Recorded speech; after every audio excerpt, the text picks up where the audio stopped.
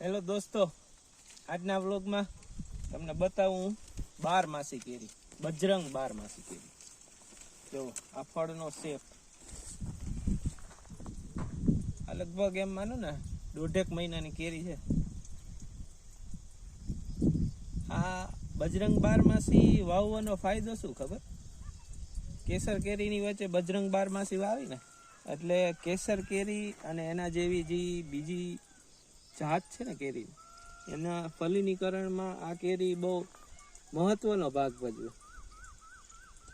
અત્યારે હું છું રાણપુર ભેસાણ તાલુકાના ગામ રાણપુર ગામમાં. અરવિંદભાઈ જીતુભાઈ વેકરિયાના ફાર્મ હાઉસ છે, ત્યાં છે. તમે જોઈ શકો છો, અહીંયા બોર્ડે માર્યું છે બજરંગ બારમાસી. કોઈને પણ આંબાની કલમ, આંબાના જે કંઈ પણ બાગ કરતા હોય એના માટે એક આ બહુ ખાસ જાણવા જેવી વાત છે કે બજરંગ બારમાસીનો ઓછામાં ઓછો એક રોપ તો હોવો જ જોઈએ.